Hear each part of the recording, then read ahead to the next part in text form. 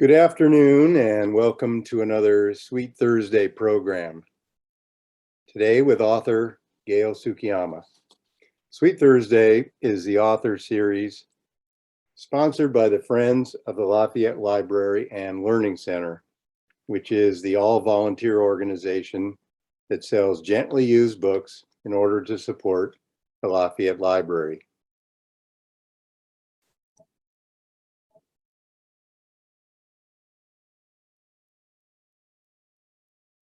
Beginning in January, we will be adding some in-person programs as well as continuing with virtual Zoom events for authors that do not live in the Bay Area.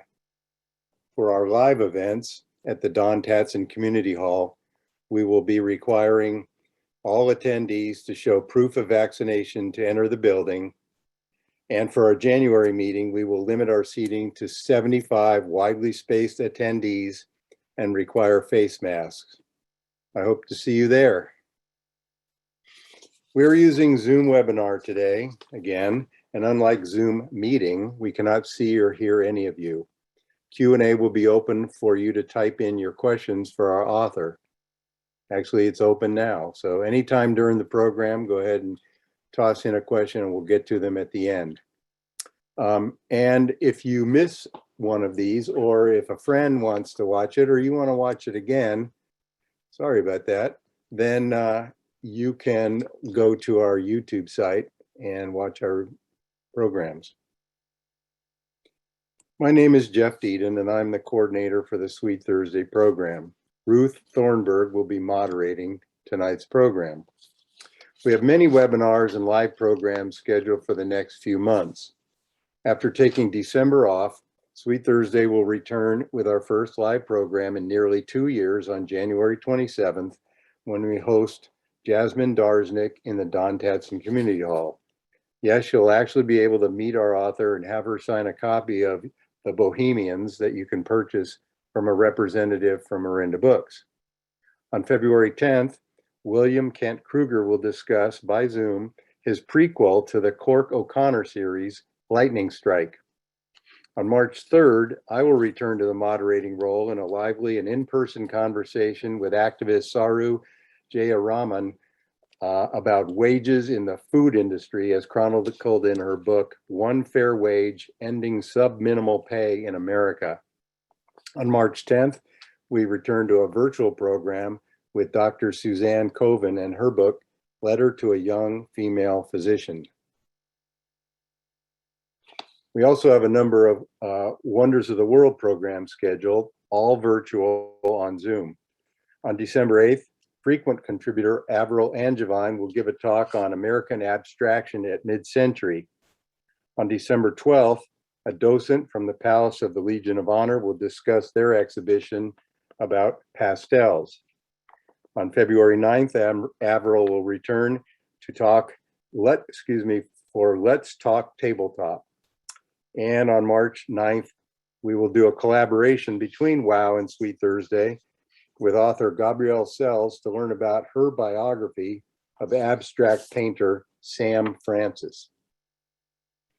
Again, if you miss a webinar or want to watch it again, here is our YouTube channel.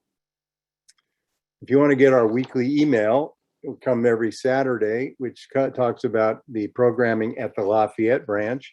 And it's not just the Friends programs, but all kinds of programs, including the Foundation. You can subscribe to that on their website, llcf.org/subscribe. You just sign up, add your email, and you'll get a weekly email, and then you can just see what's going on. For all the branches of the the county library system, you go to ccclib.org, and through a variety of tabs to refine your search, you can find all kinds of programming at many branches. The corner bookshop of the Friends sells inexpensive, gently used books that support a number of programs, including all these, and they are programs for Friends, Foundation, the library, etc. The Friends Amazon store can be found on the library's website, that llocf.org, and just go to the tab at the top that says Friends and look down for Amazon. Once again, we thank the Friends, the Lafayette Library staff, the Library Foundation, and my Sweet Thursday committee members. Gail's book can be purchased at Orinda Books. And we are on Facebook and Instagram. So now our moderator today is Ruth Thornburg. Ruth has served for many years on the board of the Friends and is a member of the Sweet Thursday committee. And she is a regular moderator on Sweet Thursday. Today she'll lead a conversation with Gail Tsukiyama. So now I will go off screen share and we can. Hi, everyone. There you are. Here I am. Thank you for being here tonight. I'm pretty excited to be able to have a conversation tonight with Gail Tsukiyama.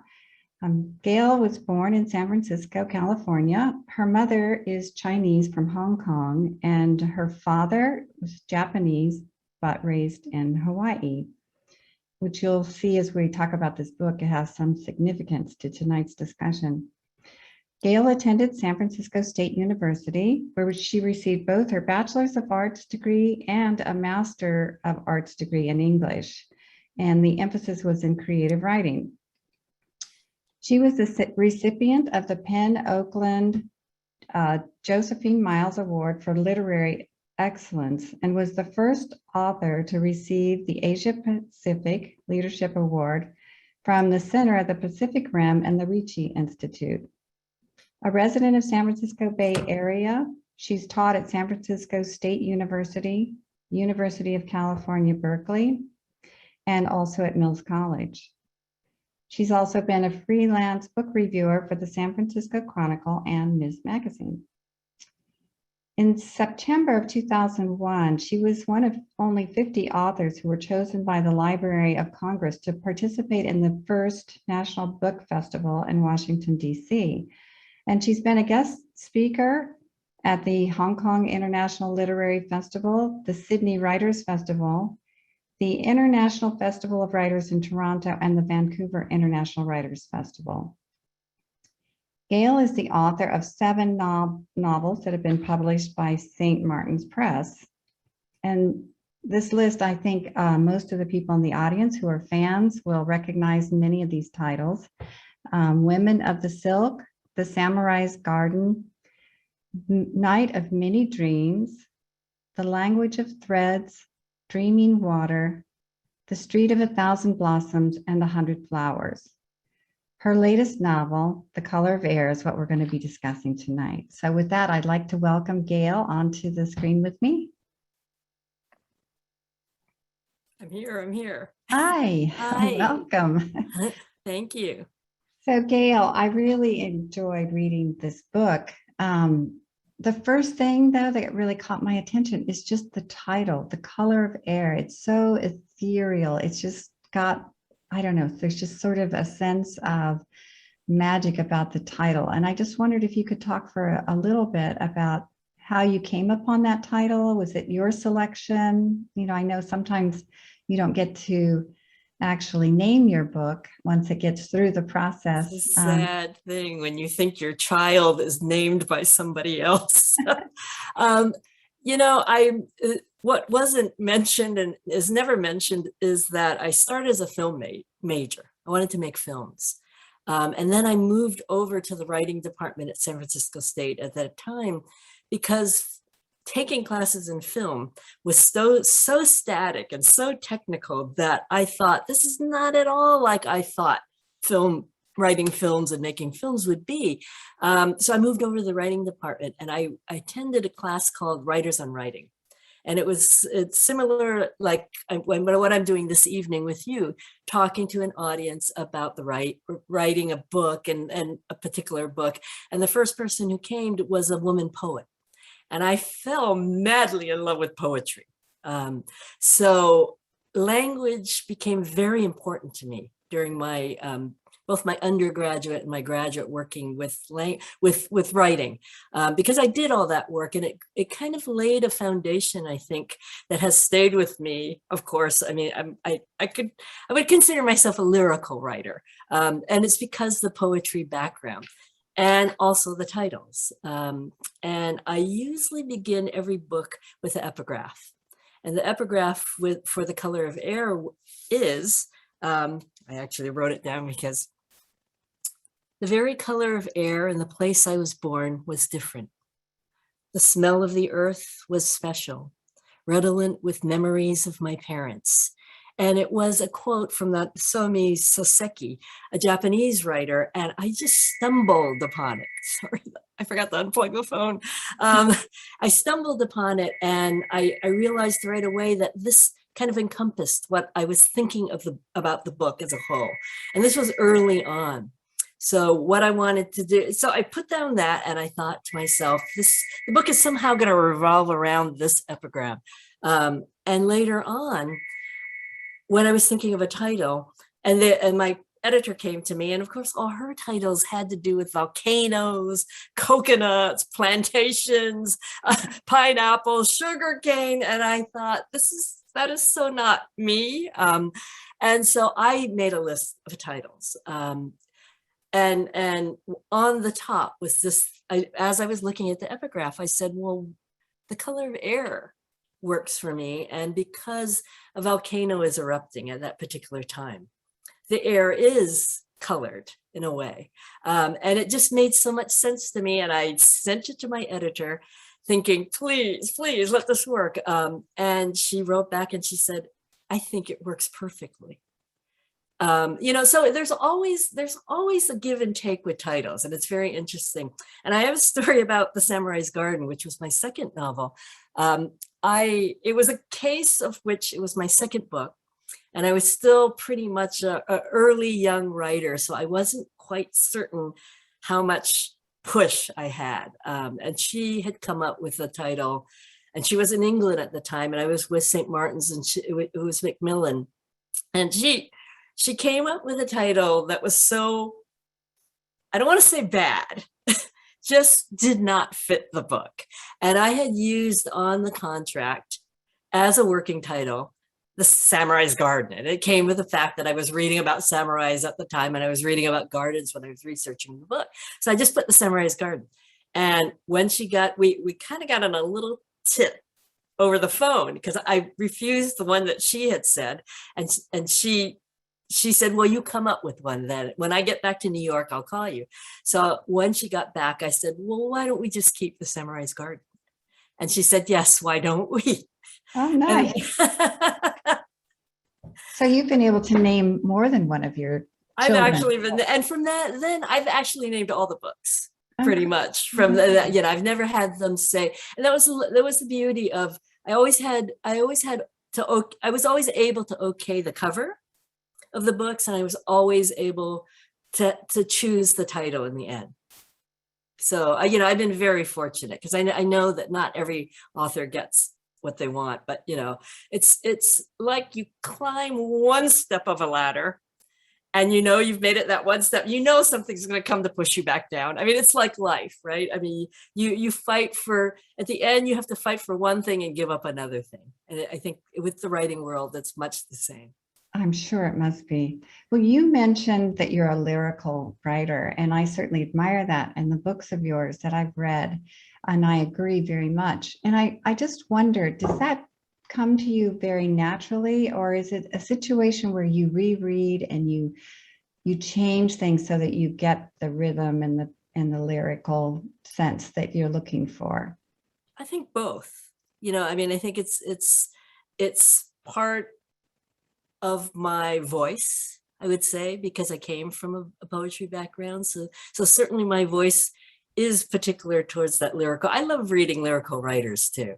But there's never a time where I am not 2 steps forward, 3 steps back kind of thing. I'm rereading and revising all the time. And sometimes I look at a line and I think, oh, you're trying to be too poetic here, I mean, just get to the point, Gail, so it's a backtrack, and other times where out of nowhere will come a line where I think this just so describes something that I wanted to describe. And that's when you feel, that's when you say the book is writing itself, because some kind of subconscious thing is working in your mind and the line falls the way it should fall. And other times, it's like pulling teeth to get what you're trying to say down in the right way. So it works hand in hand, both ways. Sometimes it works, it just comes out the way you want it. And other times it's just reworking it until you get what you want. So you mentioned, the book writes itself, and a lot of authors will say that, they'll talk about how they're not really sure where the story's going to go, and they just keep writing, and then things develop and the story kind of writes itself. And I just think that's sort of the magic of being an author. And so do you find that to be the case as you're writing, that maybe you're thinking one thing, but then as you start developing the story, it changes and it takes on its own life? Well, yeah, I mean, writing a book is like, I always equate it to like the body, that all the organs have to work in the end in order for it to be alive and live as and come to life for the reader. I think the hardest part sometimes is getting to that point, and because you don't know when you begin a book what's going to happen. I mean, I don't plot out. I have writer friends who outline everything. For certain types of books, I know you have to. If you're writing a mystery, you have to outline things because there's so many details that make a mystery work. And seeds have to be planted all along. I think a lot of writers like me, for instance, I don't plot ahead of time. I hope that one sentence will bring me to the next sentence. One paragraph will bring me to the next paragraph. And so it's just kind of walking blindly. And you get to a point where suddenly you understand a little more.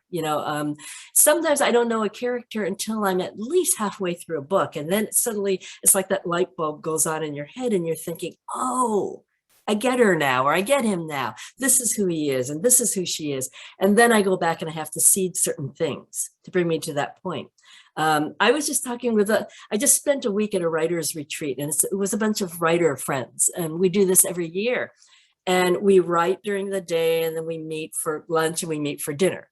And we were talking just about this, how so much of a book floats unconsciously, subconsciously. It's unconscious and subconscious at the same time, because you're unconscious of what you're doing, but something in your brain is making you go in a direction, follow a theme, and you're not even realizing it as you write. But then you read the manuscript, or the chapter that you've written, or one chapter leads to another, and then you're realizing, oh, I have a theme of community here, or I have a theme of beauty that's underneath here. But you don't set out to do that. I don't set out to say to myself, I'm going to write about beauty, or I'm going to write about this theme. It just comes, it just happens. It grows as the book grows. Fascinating. I just admire that takes such a natural course, and I think that's hope what makes a good book. Yeah. So this story is set in Hawaii. Mm-hmm. And it takes place during the 1930s when the Mauna Loa earthquake erupted.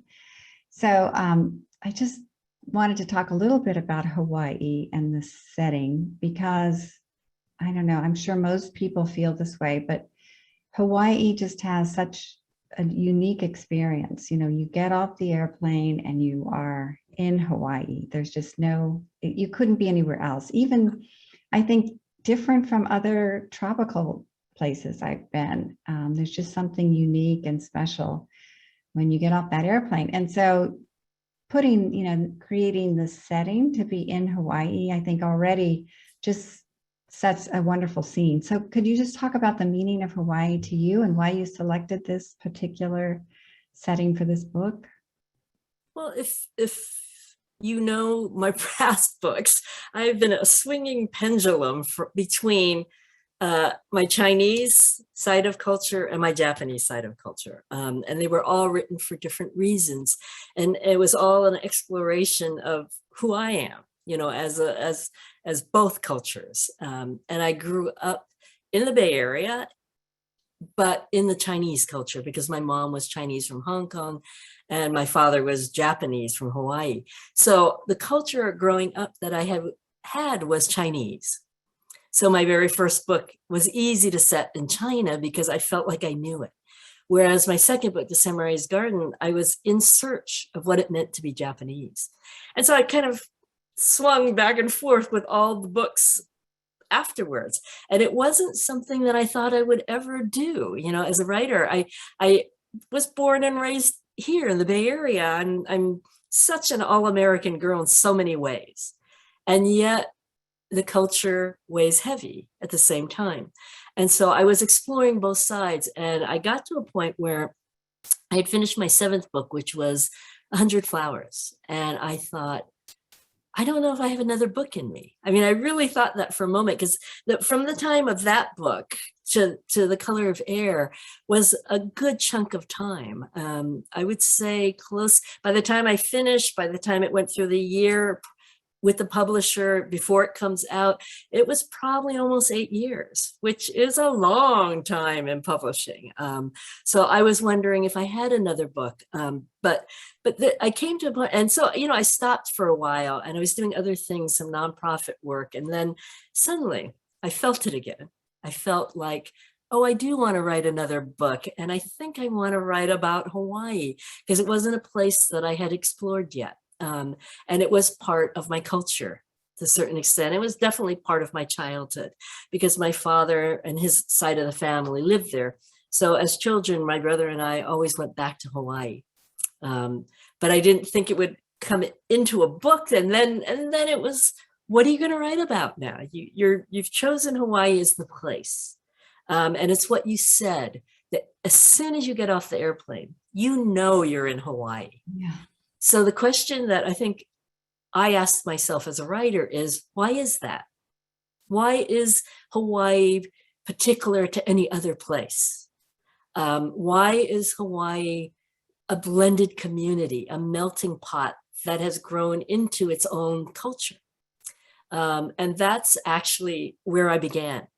How did Hawaii become Hawaii? Really. And it had nothing to do with the tourist kid I was or going to the beach all the time, but it was kind of digging down further. How did it become the blended community that it became? How was it that they have their own language to a certain extent, the Hawaiian pidgin that they use, that they still speak in? How is it that they have Hawaiian food, and the food is made up of, you know, Portuguese, Chinese, Japanese, Puerto Rican.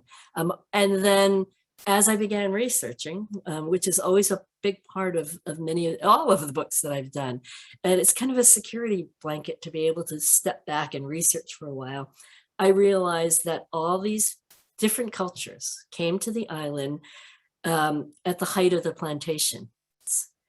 Because they needed workers, and they needed cheap workers, and they needed indentured workers. So they brought workers over from all these different cultures. And that's how it all began. That's how the seed was planted that Hawaii became what it is that we see today. And, you know, then there was also the environmental part of the islands and what made up the islands that I was interested in. And the more I researched the Big Island, where in the town of Hilo, where the book takes place, was so fascinating to me, even though I didn't know the island as well as Oahu, for instance. It's made up of 5 volcanoes, of which 2 are still active, both Mauna Loa and Kilauea. And Kilauea has just erupted again not long ago. But every time a volcano erupts, it adds more to the size of the island, which I thought was kind of fascinating, you know, and that's why it's the biggest island, because the volcanoes tend to erupt the most. And every time it erupts, more lava forms and the island gets larger.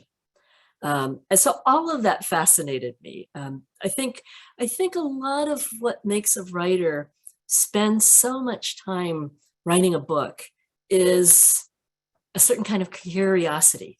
You want to know about this. You want to know about this place, or you want to know what makes a character does what they do. It has to all come together in that way, or else, we're spending years writing a book. It's like, it's like a marriage. And there's so many times you want to divorce this book, but you have to be able to stick with it.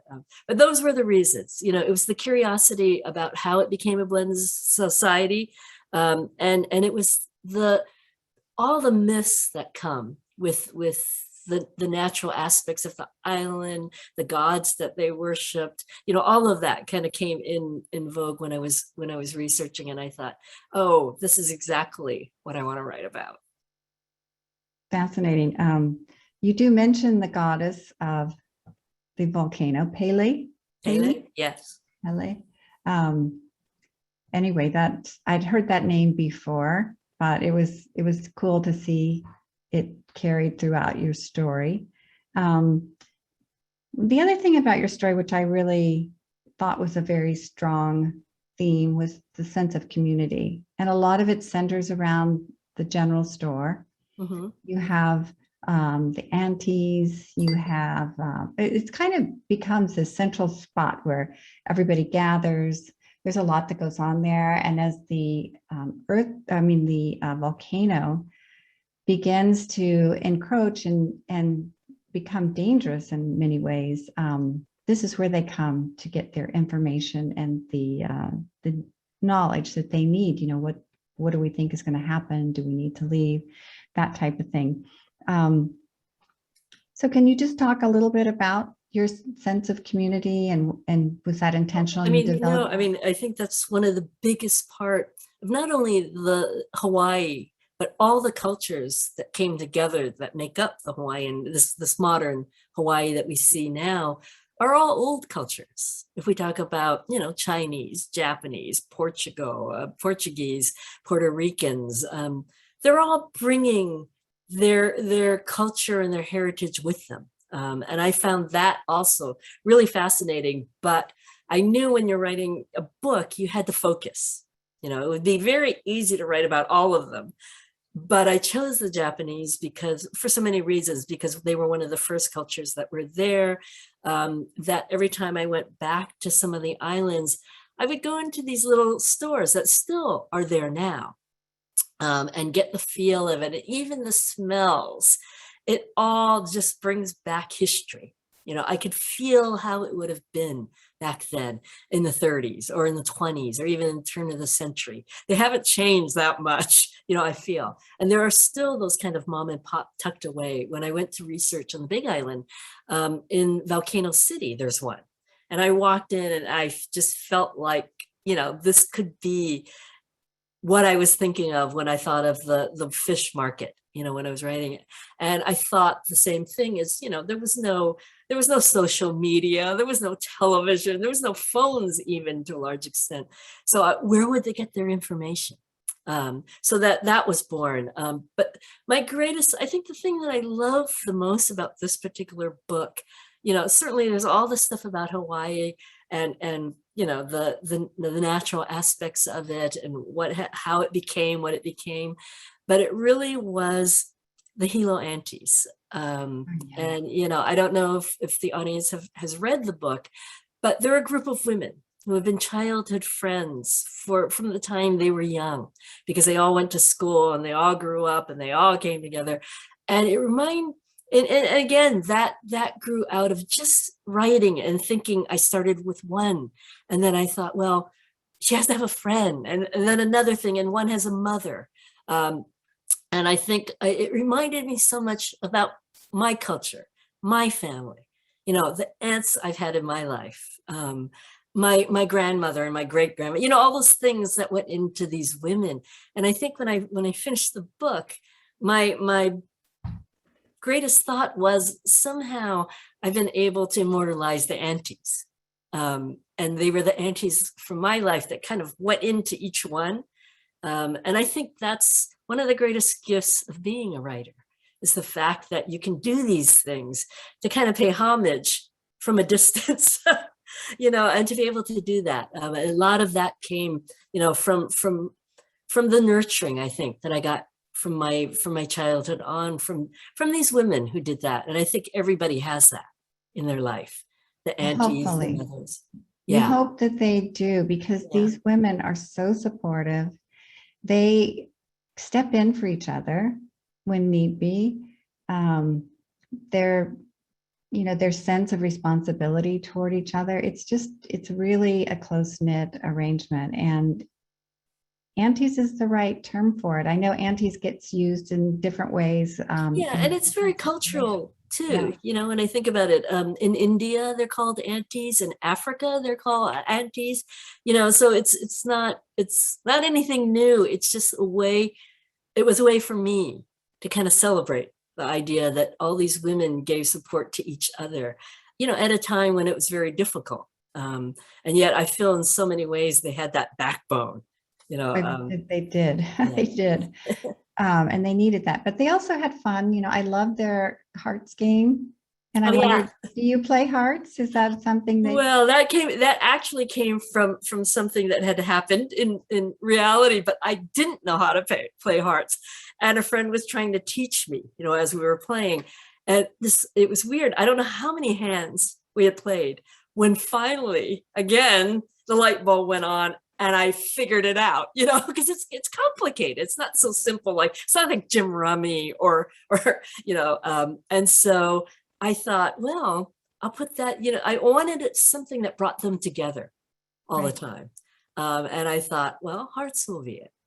And women are so good at that. They'll pick something that they can do together that's fun, that allows them to gather and talk and, catch up on the news. And I just think in today's world, there should be more aunties playing hearts, because that really does. I guess there's book clubs now. Well, book clubs, yes, that's true. Book clubs is a great way for women to do that, and men, but it is a great way for people to come together and talk about something and have a schedule. But I just felt like, the hearts, they don't even have to read a book. They just get to come and get dealt in, and they play.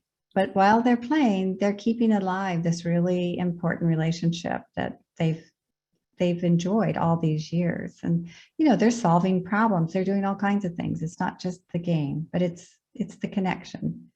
I really love that image. Well, that again, it didn't start out when on page 1 that was going to happen. It just grew as the book grew. Yeah, that's very cool. So let's talk about, there's a few key characters. I think Daniel is one of the more important characters. He has left the island and gone away to Chicago and studied medicine and become a physician. And now he's returning to the island. And I just think there's so much going on around his return. The volcano issue is happening. He has some issues to resolve. There's the community is sort of, there's things going on. His mother is no longer there. There's just things that have to be dealt with. And it's also significant, but I think Daniel sort of things center around him a lot. Well, I wanted somebody to leave the island and be forced to come back in a way, and be forced to face the past or look at the past. And that's something I thought of from the very beginning, but I didn't know how it was going to happen. I didn't know how it was going to turn out.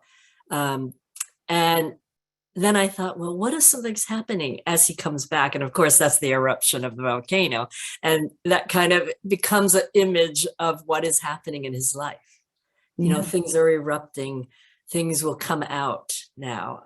And so that just kind of opened the door to allow me to do all these other things with the book and the other characters, and how he slowly begins to learn what was going on with his parents' life and this uncle that he is so close to, and I was playing around. And again, I had no idea, Ruth, that it was going to turn out the way it was until I was about halfway through, and I realized, oh, okay, I can go in this direction. And then it was so important to bring back 2 characters that weren't living, at this point. I wanted to ask you about your Yes, I mean, voice. you know, one of the hardest parts about writing is how do you structure a book? How do the voices come in and go out?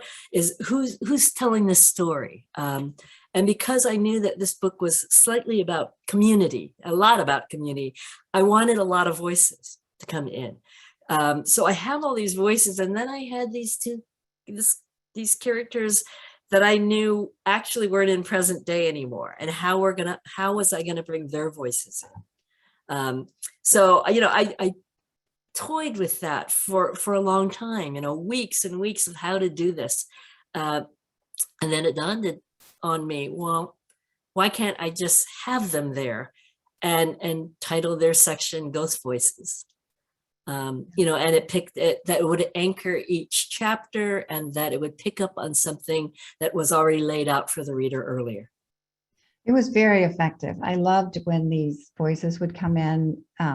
It just because their perspective was theirs, and you could bring that. You were able to weave in these individual perspectives, because everyone has a different view of life, no matter what. You know, my sense of what happened tonight is going to be maybe different from yours. But so to have each of these characters be able to come in and tell their version of what's going on was, I thought, a very powerful part of the story, and I really enjoyed that. So, and I think that a book comes together when that happens, when you finally find the right structure to tell the story, then suddenly you feel like it's all coming together the way it should come together.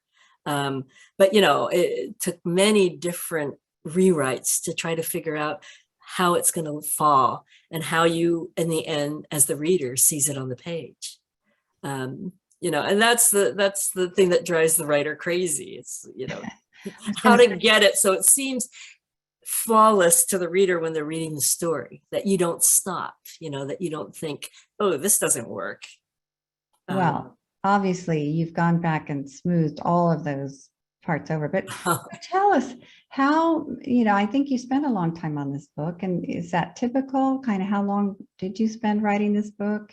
Well, no, I spent a lot of time not writing a book. Not writing. Actually, it was opposite. There was you know, when I finished 100 Flowers, I didn't know if I had another book in me. So I decided to take 2 or 3 years off. Or, you know, I didn't decide to take it. It kind of decided for me. You know, I thought I'd take some time off, you know, and do some other things that I've been wanting to do.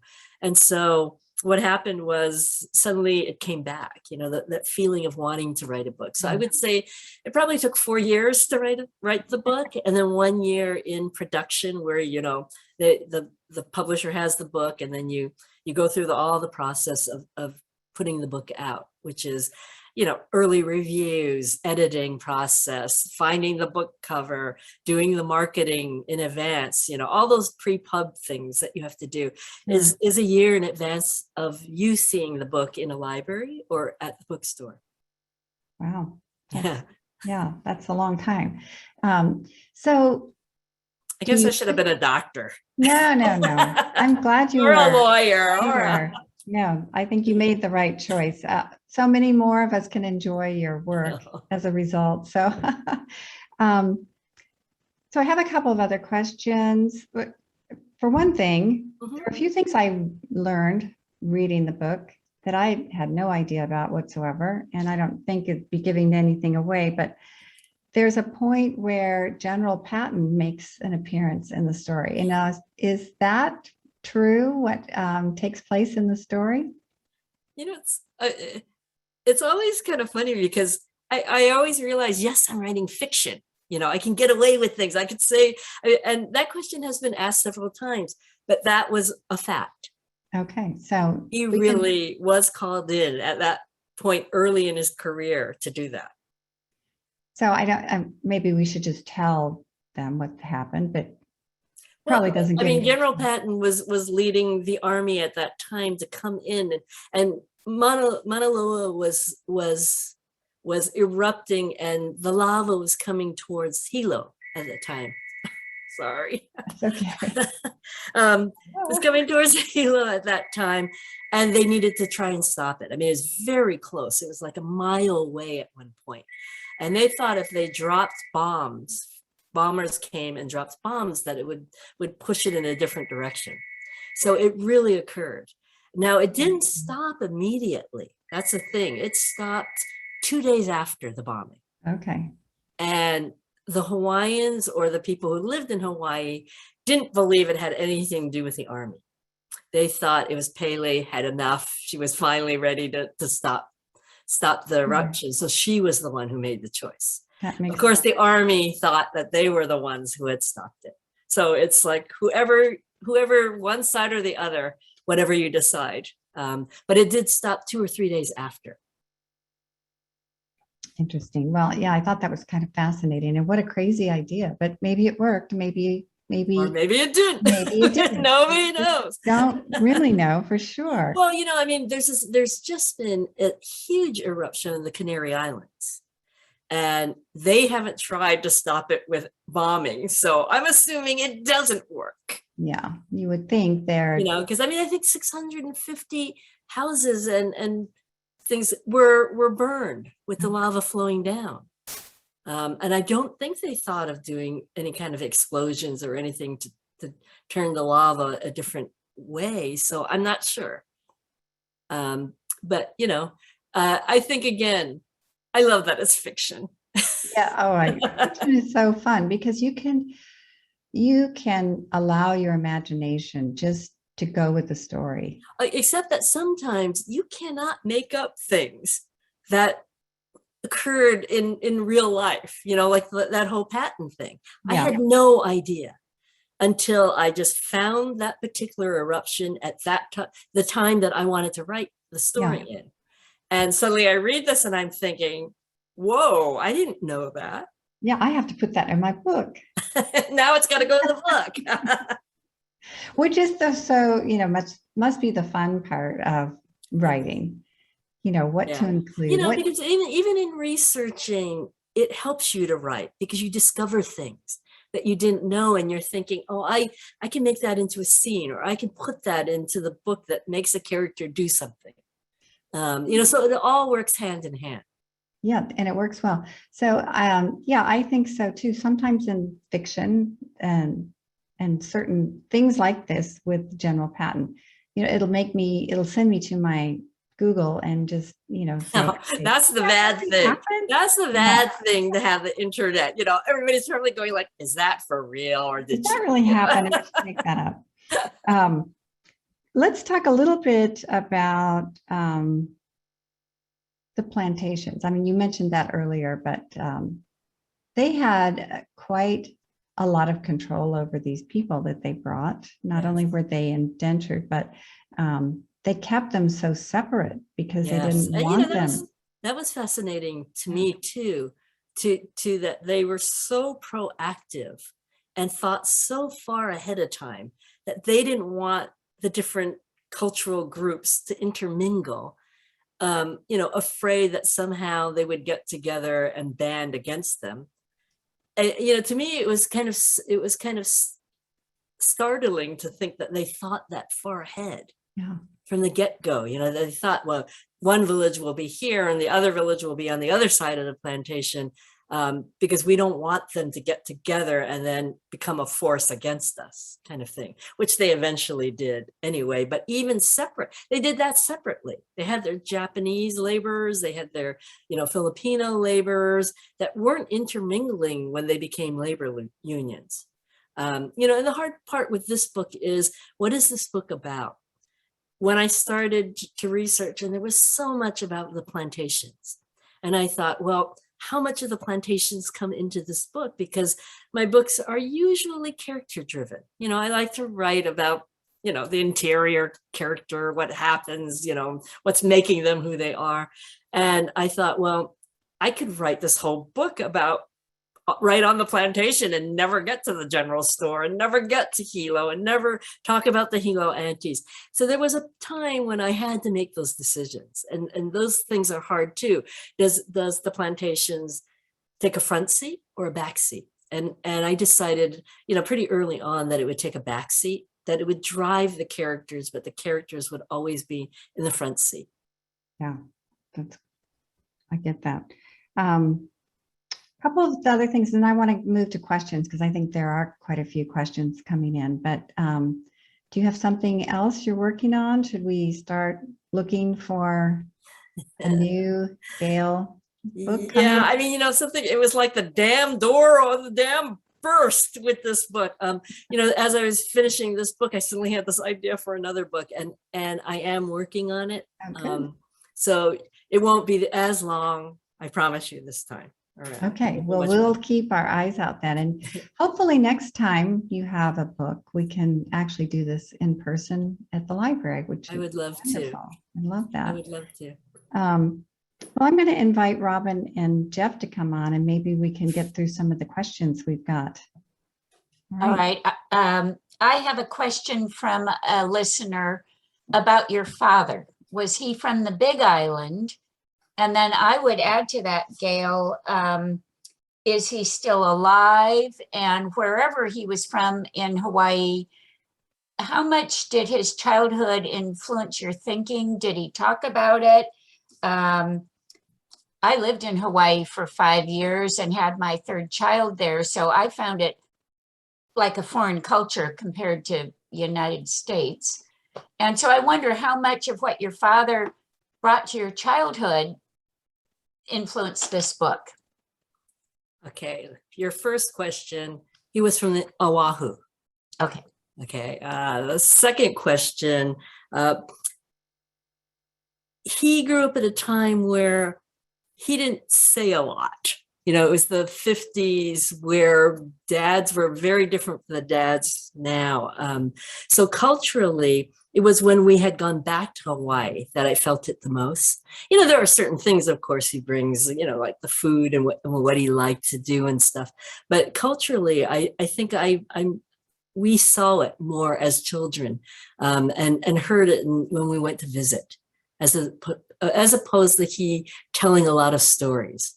Very different from my mother, who told a lot of stories about her childhood and growing up. Interesting. Okay. I think. Oh, and he has passed away. Okay. And can I follow up? Did your mother grow up in Hawaii too? No, my mother was from Hong Kong. Oh, that's right. And where did they meet? They met in Monterey Oh, at the Army Language School. Okay. fascinating. I have a question about, I admit and I'll be chastised for this. I have not read the book, but a number of books that include Hawaii as the setting talk about culture, but underlying a lot of that is racism. And I wonder, did you touch on that at all in your book? Wow, he's deep. Yeah, I mean, they're unfortunately in the Asian culture itself, there's a hierarchy. The Japanese and Chinese always felt they were up here above the Koreans and Filipinos, and so I think it still reigned when they first came over. I didn't focus on that a lot because they were so separated into their own villages, even on the plantation. And they had so many forces that they were fighting against, I mean, of course, with each other, but, they had the Portuguese and the white people that they had to deal with more so than each other at that time. But I bet there was a lot of tussles going on within the workers also. Absolutely. So we have another question here from one of our listeners. And she wants to know, who is your favorite character to voice? Who is my favorite character? To voice, yes. To voice? Yeah. You mean in this book? Yes. Or every book I've read? Well, I couldn't remember. I can't remember every book I've read. So this one and this one. Mama Natua was one that I loved to be able to write. because she didn't say that much, but everything was in her actions. So that was her voice to me. I also liked Mariko and Nori. I guess I'm falling on all that, the aunties. I loved writing every one of those aunties. So I would say all their voices and Mama were the ones that I really enjoyed writing. I have an interesting question from a listener. Do you address the Spanish immigrants on the plantations? Which is new to me. I didn't even know there were Spanish immigrants. Well, I knew that there were more Portuguese, but I think there were from Spain. I don't address them, not in a big way. I mean, I might have mentioned that they were one of the groups that came early on, but I don't address them in particular. There's no character who's Spanish, for instance. You know, along with that, when we lived in Hawaii and everyone told us about the melting pot, we never thought it was a melting pot. We had Japanese and Chinese neighbors who didn't speak to each other. You know, and this was in the 70s. And, you know, we still felt, I mean, immersion in in Hawaii is fabulous. I mean, we're so touched by it today, but it wasn't what we expected.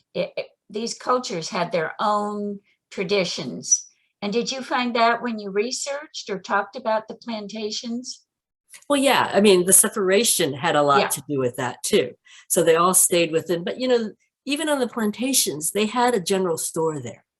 And in that store, they sold all the different food items that all the different for each culture used there.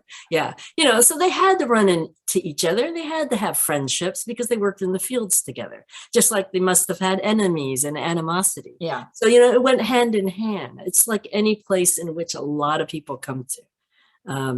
But, you know, now I think in Hawaii, it's all intertwined.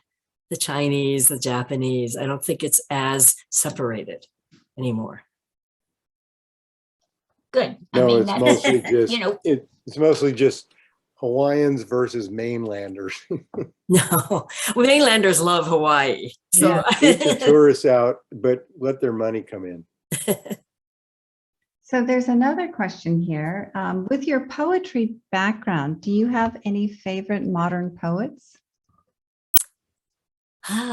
Good question. You know, unfortunately, I don't have as much time to sit down and read poetry. I'm usually researching something which takes so much time, or reading manuscripts from friends who have written books, or reading books just because I've heard they're great books. You know, so I tend to gravitate towards novel. But a couple of, well, one poet I really love is Jane Hirshfield, who's a Bay Area poet. She's in Marin.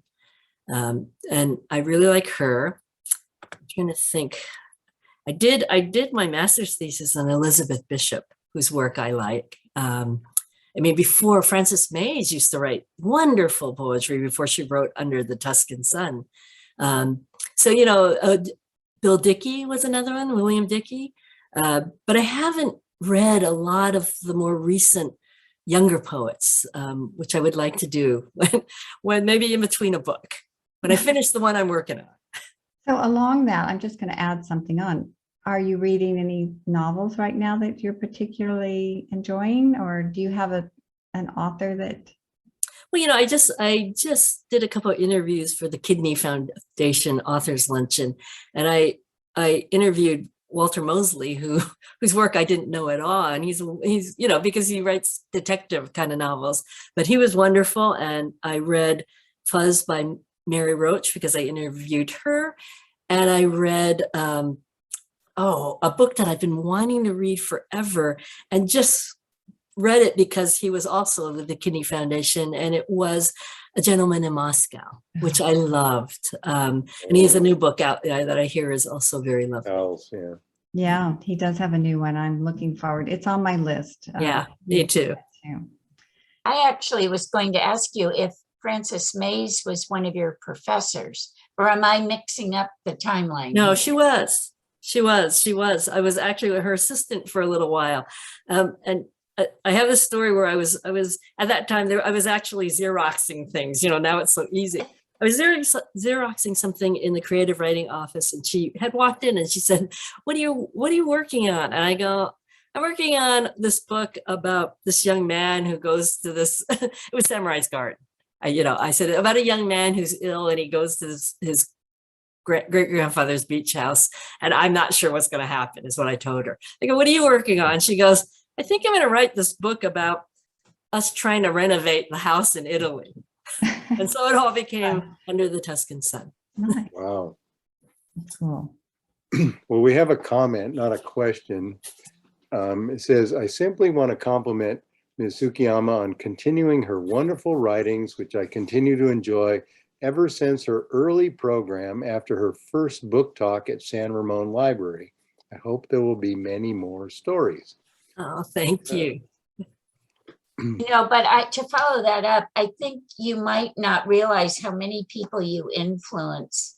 Think of that woman. That was your first book. She's going back to the 90s with Samurai's Garden in San Ramon. You forget how many people either have been thinking about something they read, or they start writing, or they take some snippet of what you've written and use it in their daily life. And I wonder if you ever think about that. I need a drink. Hold on a sec. Yeah. much like the impact of a teacher. Yeah.